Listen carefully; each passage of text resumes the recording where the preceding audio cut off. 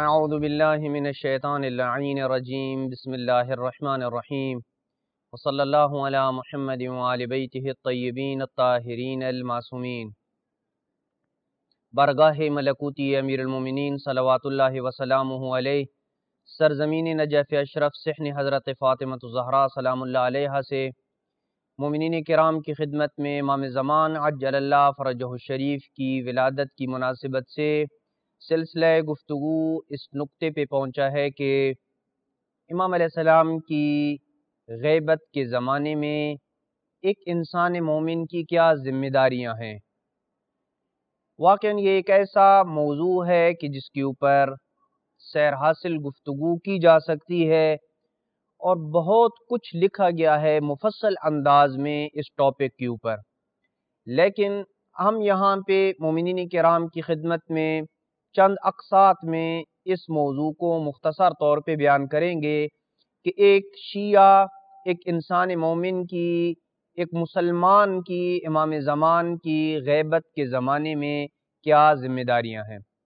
امام علیہ السلام کی غیبت کے زمانے میں ان کے چاہنے والوں کی سب سے پہلی اور اہم ترین ذمہ داری خود امام علیہ السلام کی ذات مقدسہ کی معرفت ہے، ان کے مقامات کی معرفت ہے۔ شاید ہم میں سے بہت سارے ایسے افراد ہوں گے جنہیں امام علیہ السلام کی والدہ ماجدہ کا نام بھی معلوم نہ ہوگا، ان کی سیرت کیا تھی، وہ کہاں سے آئی تھیں، کن اوصاف و کس کردار کی وہ مالک تھیں، شاید بہت سارے لوگوں کو اس کا بھی علم نہ ہو۔ لہذا امام علیہ السلام کی معرفت سب سے بنیادی چیز ہے اپنی ذمہ داریوں کو سمجھنے کے لیے، اس لیے کہ میں جس کی نصرت کرنا چاہتا ہوں، جس کے متعلق میں یہ جاننا چاہتا ہوں کہ اس کے غیبت کے زمانے میں میری کیا ذمہ داریاں ہیں، یہ جاننا بھی اس کے لیے ضروری ہے کہ وہ ہستی کون ہے،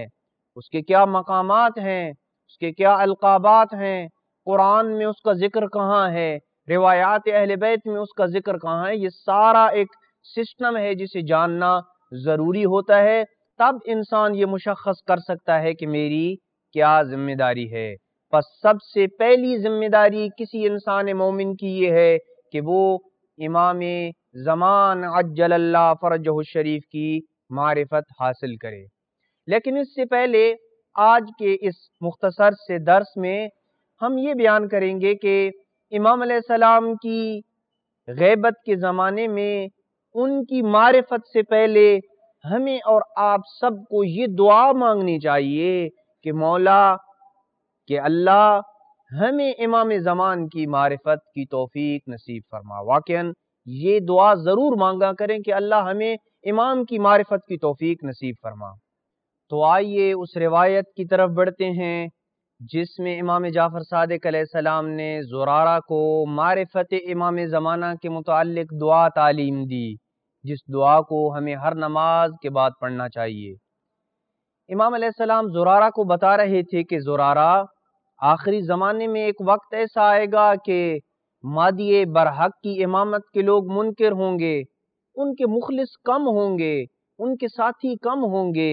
ایک ایسا زمانہ ہوگا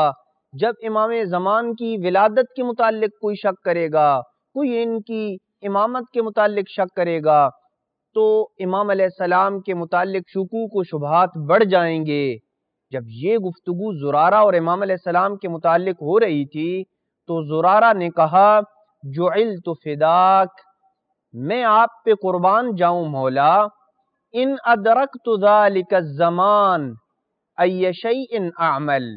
اگر میں اس زمانے کو درک کر لوں، اللہ مجھے اتنی لمبی عمر دے کہ میں اس زمانے کو درک کر لوں جس میں امام علیہ السلام غائب ہوں گے، تو کیا کام میں کروں، کون سا ایسا عمل ہے کہ جب امام علیہ السلام غائب ہوں گے، جب لوگ امام زمانہ کے متعلق شکوک و شبہات کا شکار ہو جائیں گے، اس وقت میں کیا کام کروں، سب سے افضل ترین عمل کون سا ہوگا۔ اس وقت امام جعفر صادق علیہ السلام نے زرارہ کو یہ دعا تعلیم دی، فرمایا، یا زرارہ اذا ادرکت هذا الزمان، جب تم اس زمانے کو درک کر لینا، فادعو بهذا الدعاء، تو اس وقت تم زیادہ سے زیادہ یہ دعا پڑھنا، اللہم عرفنی نفسک فإنک ان لم تعرفنی نفسک لم اعرف نبیک اللہم عرفنی رسولک فإنک ان لم تعرفنی رسولک لم اعرف حجتک اللہم عرفنی حجتک فإنک ان لم تعرفنی حجتک ضللت عن دینی اے اللہ مجھے اپنی حجت خدا، اے اللہ مجھے اپنی حجت کی معرفت کی توفیق نصیب فرما۔